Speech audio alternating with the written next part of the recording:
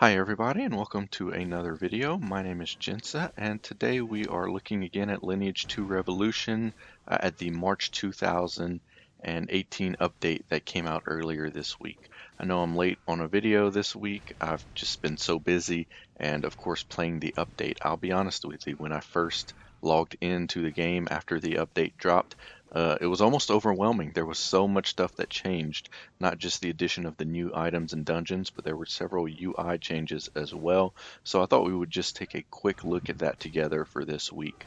Going to start on the main screen here and go over a few obvious things and maybe some not so obvious ones, go into some of the dungeons and more detailed things that happened, and give you a little advice on what I've found out, some things we've discovered with the help of my clan members and things like that. So first off, if we start all the way up here in the upper left hand corner, this is where you select your PvP status. It doesn't change too much, but the change is very important in my opinion. You have the statuses that were here before. You can either go from does not attack players all the way up to attacks everybody. In between, though, you had these levels that were sort of selective, where you would only attack chaotic players or attack everybody that wasn't a friend, clan, allied member, etc. What they've added, though, down here is actually a checkbox list. So you can actually select any of those individual things. Maybe you want to attack friends, but not necessarily allies or clan members. You can be randomly friends with a lot of people in the games. I know I have some people on the friends list in the game that I have no clue who they are. They were kind of added maybe early on when I was just starting to play the game. We've all kind of moved in different directions, people I don't really know. So maybe you don't want to exclude them if you're in a PvP war with another clan, or just you're doing some PvP. So you can actually now check individual things and to say this is who I'm going to attack right now. So I thought that was a very useful addition to the game. If we keep going across the top here, if you look, there is now a secondary health bar that appears underneath the main health bar of the target that you are fighting against. This secondary health bar, if you see it keep popping sort of in and up, this is the target of your target. So while you're fighting the Grandest Bone Crusher, who is he targeting? Or while you're fighting any monster, who is he targeting? I found this especially useful in dungeons. You can very easily see who the boss is actually actively targeting right at that moment. Your healers can use that a lot if they, see that, maybe Queen Ant is really stuck on one target. They can concentrate their heals on that tank to keep him alive and keep that particular tune up and running and healed up, so that you can easily see what they're targeting and what that target's health is at. So again, another very useful addition that I feel like we've had. If we go over here by the mini map, you now have a red skull in addition to the white one. The white one that was there before obviously was for your field bosses and your clan bosses to show you when they would spawn, as well as what loot you can get from each one of those, and what area you can find them in. You can go to them. Your clan bosses, you can see where your clan stands with all the bosses and everything. So that's the old one. The new one is for Temporal Rift. You can see here the Altar of Madness and the Countess of Blood's Boudoir. This will show you how many claim counts you have available left for today. You can go to the party recruitment list, or as quick access, click go now, and it'll take you right to that dungeon screen. From this Temporal Rift dungeon screen, it looks very much like Temple Guardian or Summoning Circle. You can either enter with a party that you're already in. You do have to have at least 2 members in your party to enter, or you can do party matching and be randomly assigned with a group of others. And I actually did not mean to do that, but we will go ahead and let it run through while I'm talking about some other things, because I don't want to just leave this party sort of abandoned now that I entered.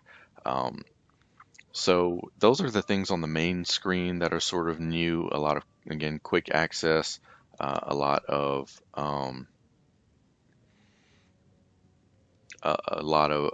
easier and more options for you to choose from, things that you can do to get get to different places more quickly or see some of the new content. Some of the other things that have changed, if we go into our menu screen, you will see here under items, we have our cloaks. Cloaks were one of the big things coming in this update. And if you look here, this is where they are. There are currently actually 6 cloaks available. You'll see 5 on this screen that have to do with giving you buffs for various activities in the field.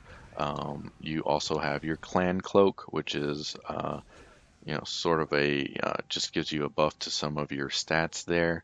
And your personal cloak gives you a buff. The adventurer's cloak is the one you get when you are doing the tutorial on the cloaks. So everybody basically gets one of these. You can level it up using the yarn. And it's going to be sort of difficult to do this temporal rift while I am also trying to explain some other things to you, but we'll keep at it a little bit. Temporal Rift is fairly difficult if you're not in a strongly leveled party or a party that's really working together. And it looks like we've got some AFK people in this party. So I'm going to go ahead and exit that and leave. You do get a penalty for leaving. The penalty is a time penalty that prevents you from getting back into it for a certain amount of time. I have seen cases where entering Temporal Rift, either people, were dying too much or had some AFKs or didn't like the party they were in or whatever the case may be. It is rather difficult. You do need people being active and doing it the right way, sort of listening to guidance if anybody is giving that, handling the mobs in the right way. Temporal Rift it is difficult. I mean, that's why it was added for a higher difficulty level for dungeons, and it is very difficult. So if you're going to do that, be prepared to do your best at it and make sure you have the strength for it. All right, so if we go back into cloaks here, again, you can level up these cloaks using your yarn, which you do get from Temporal Rift. You can also change these substats, again, with items you get from Temporal Rift, as well as, you can get it from things like your relics and things like that, but your main source for this material is going to be Temporal Rift. So cloaks are pretty cool. You can, again, equip different ones for the boost to whatever you're doing at the time. And if you do get a general boost for every one that you actually own. So it works kind of like titles in that regard. So that's a pretty neat addition to the game and something for us to kind of discover and work with as we go along. If we look at some of the other things here, most of these other menus are pretty much the same as everything that we've had before. In the event menu, we do have a new Lucky Box event. Lucky Box is sort of a random drawing event. You get tickets by purchasing items in the shop and from the Summon Box menu, and periodically the Lucky Box drawing opens up and you can spend those tickets for various rewards that you see here. It will give you random reward from the list that's there at a current time, and as you can see, there's only a certain number of each item available. So the rank number 1 is an S item for your particular character type. You have the maffers, you have some upgrade stones, some boxes, things like that. So you can get some really good stuff from there, but again, the way to get these tickets is to purchase items in the summon box part of the shop. Now you can do that with red diamonds, which you earn throughout the game and don't necessarily have to pay money for, so that's good as well. If we go and talk about the shop real quick while we're already on that topic, the shop has been redesigned slightly as well. Instead of being on the summon boxes when you go in, there is actually a screen of recommended items for you. This might be things that are specially on sale.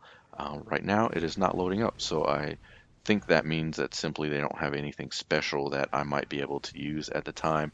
Other than that, you have generally your regular screens that we're all familiar with.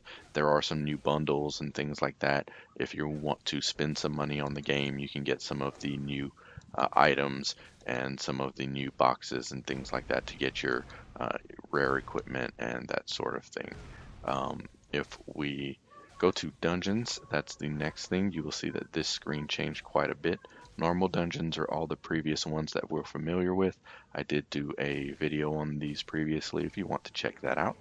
One thing they did add to this screen though, as you can see, is at the bottom of each one, it does show you what you get in that particular dungeon. I did talk about it in my video that each of these dungeons have sort of a purpose for getting specific things. So if you do that, you can you can easily remember which items you get in any particular dungeon. We have Temporal Rift, which will bring us to the same screen we were on just a little while ago that we accessed from that red skull. And we have Monster Dungeon. Monster Dungeon is actually what used to be Summon Stones. So if you look at them, it will tell you very easily. I like this screen a lot. It tells you very easily which areas you have stones for and where each of these bosses is, what the status is in your book, in your codex book. So as you can see, for Talking Island, I have most of them maxed out. For Gluto, I have a few maxed out, but I don't have any more stones, etc.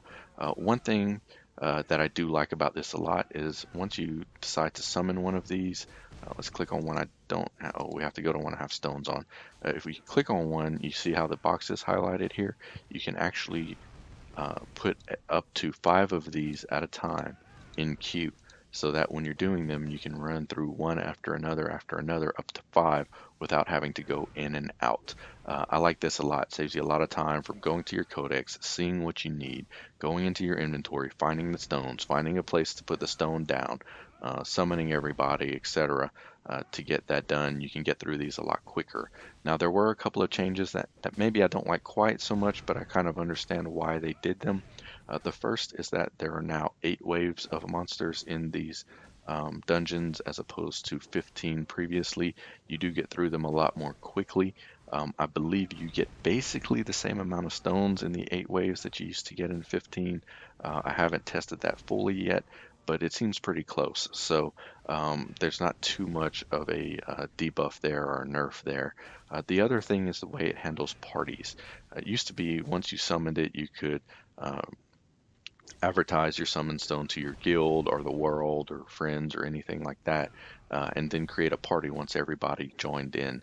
Now you cannot manually form a party once you have entered the summon stone area. If you want to do it with a party from your clan or whatever, you have to do that. Get in the party, have the party formed before somebody in that party summons the monster. It took us a little while to figure this out on day one with my clan. It's just the way it works now. I think probably because in the background of the way the game handles dungeons and being able to give this new interface here, which I think is a big step up, but it does have to handle parties a little bit differently. Once you are in the dungeon, you can summon people to help, but only through the world chat. You can't, again, manually add individuals to your party or anything like that. Works the same way with the boss summon stones. So, again, just keep that in mind. If you want to do it with your clan, if you want to do that with friends, whatever, you have to fix your party up ahead of time before you go. And if we look around, that's all the major changes, I believe. As you go through the game and you're playing, you'll see some things that do look a little bit different here and there. Some of the items have slightly different icons, slightly different pictures that go with them. So there are different things that are a little bit different, but those are the major UI changes, I believe. Obviously, the other main change that we've had, we touched on a while ago, is the red rare equipment. And I'm going to go ahead and take a big hit to my combat power right now and go ahead to my number 4 battle deck, which is where I've started equipping this rare equipment. Just to give you an idea of what it looks like, as you can see, I have 3 pieces. I actually got my weapon and the chest piece through combining. This SR helmet I got through purchase in the shop. I had some gift cards, thankfully, that I won in some streams and was able to get that and actually select a piece that I wanted for the red rare equipment. As far as I can tell, the chances of getting that equipment through combining are about the same as blue was before. Honestly, I had a great run of luck on the first day that the update dropped. I did 10 combines, and in those 10 I got the 2 red rares, I got 2 and blue rares as well. That is actually an insane success rate for rares in 10 combines. Since then, I've done about another 6 or 7 and haven't gotten another piece. So it looks like the chances are about 1 in 10, 1 in 12, something like that, for getting a rare piece of equipment. Of course, that means you can go, 20 or 30 combines without getting one, and then suddenly, like I did, get 2 or 3 in a row.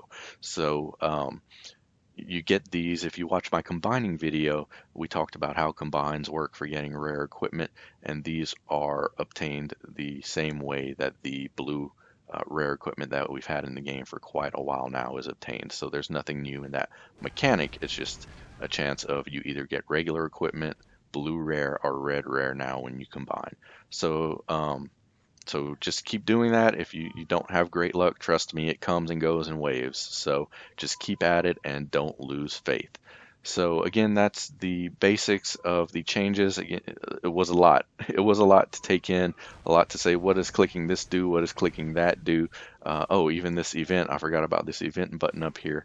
Again, just a sort of another quick reference for news and events, and show you new items that they have, events that are ongoing. I'm not going to get into each individual event running right now, but there's events for Temporal Rift.